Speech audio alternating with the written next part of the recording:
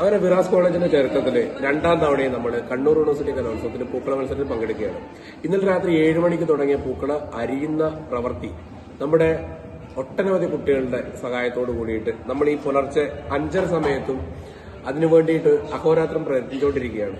നമ്മുടെ കുട്ടികളുടെ ഈ എഫേർട്ടിനെ പറ്റിയിട്ടും ഈ കുട്ടികളുടെ റിസൾട്ട് എന്ന് പറയുന്നത് നമ്മൾ പ്രതീക്ഷിക്കുന്നത് നാളെ കണ്ണൂർ യൂണിവേഴ്സിറ്റി കലോത്സവത്തിലെ ആദ്യ റിസൾട്ട് വരുമ്പോൾ പൂക്കള മത്സരത്തിൽ 1ാം സ്ഥാനം നേടുക എന്നുള്ളതാണ്. ഇതിനെപ്പറ്റി 2 വാക്ക് സംസാരിക്കുന്നതിനായി നമ്മുടെ കുട്ടികളുടെ അടുത്തേക്ക് നമുക്ക് പോവാം. ഹലോ ശിഖിൽ, താങ്കൾക്ക് എന്താണ് എന്താ പറയാനുള്ളത് വെച്ചാല് ഇന്നലെ രാത്രി മുതൽ എല്ലാവരും നല്ല രീതിയിൽ എഫർട്ട് ഇട്ടുണ്ട്. ഇപ്പൊ സമയം 5:25.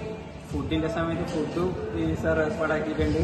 പാതിരാത്രി ചായയും സാർ ഏർപ്പാടാക്കിയിട്ട് എല്ലാവർക്കും പുറമെ നല്ല രീതിയിലാക്കിയിട്ടുണ്ട്. ഇപ്പൊ നമ്മൾ എന്താവും കപ്പടിക്കുമല്ലോ? കപ്പടിക്കണോ? ഇത്ര കഷ്ടപ്പെട്ടിട്ട് കപ്പടിക്കാണ്ട് വരാൻ കഴിയുമോ? ഓക്കെ, നമുക്ക് അമ്മാറിന്റെ അടുത്തേക്ക് പോവാം.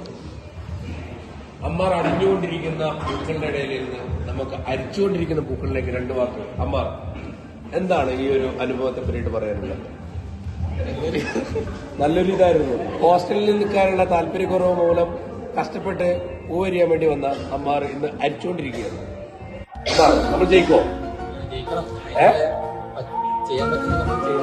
നമ്മൾ ജയിക്കൂലേ? ഓക്കെ, നമ്മൾ ജയിക്കും, നമ്മളെ ജയിക്കും. ഓക്കെ, നമുക്ക് അടുത്ത വേദിയിലേക്ക് കടന്നു പോകുമ്പോൾ നമ്മുടെ അടുത്ത സൈക്കോളജിയിലെ നമ്മുടെ വിദ്യാർത്ഥികളുടെ അടുത്തേക്കാണ്. എന്താണ് താങ്കൾക്ക് തോന്നുന്നത്? കപ്പടിക്കും. ഉറപ്പായിട്ടും.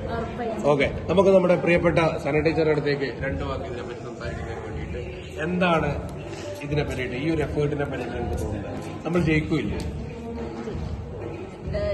ജയം തോൽവി എന്നുള്ളതിനേക്കാളും എനിക്ക് എഫേർട്ടിലാണ് കാര്യം. ഒരാള് എഫേർട്ട്ഫുള്ളി ഒരു കാര്യം ചെയ്യുന്നു, അതിന് പിന്നെ എന്ത് കിട്ടിയാലും അതിൽ സന്തോഷമാണ്. നമ്മൾ അധ്വാനിച്ചുണ്ടാക്കിയതാണ് അത്. എന്തായാലും സന്തോഷം. നല്ലൊരു മറുപടിയാണ്. എന്താണ് പറയാനുള്ളത് താങ്കൾക്ക്? നമ്മുടെ യൂണിയന്റെ നേതൃത്വത്തിലുള്ള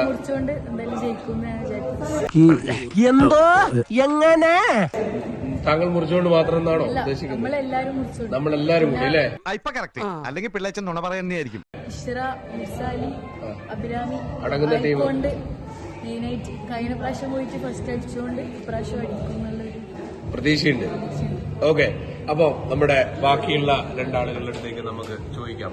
എന്താണ് നിങ്ങൾക്ക് ഈ ഒരു പൂക്കൾ മുറിക്കുന്നതിൽ നിന്ന് കിട്ടിയൊരു അനുഭവം? എന്താണ്, അല്ലെങ്കിൽ നമ്മൾ എന്താണ് പ്രതീക്ഷിക്കുന്നത്?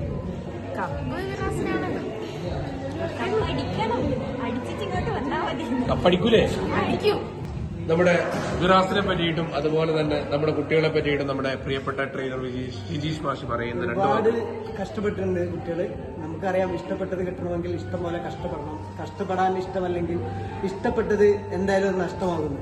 അപ്പോൾ നല്ലൊരു കഷ്ടപ്പാടിന്റെ ഒരു ദിവസം തന്നെയാണ് ഇപ്പോൾ നമ്മുടെ മുന്നിലൂടെ കടന്നുപോയത്.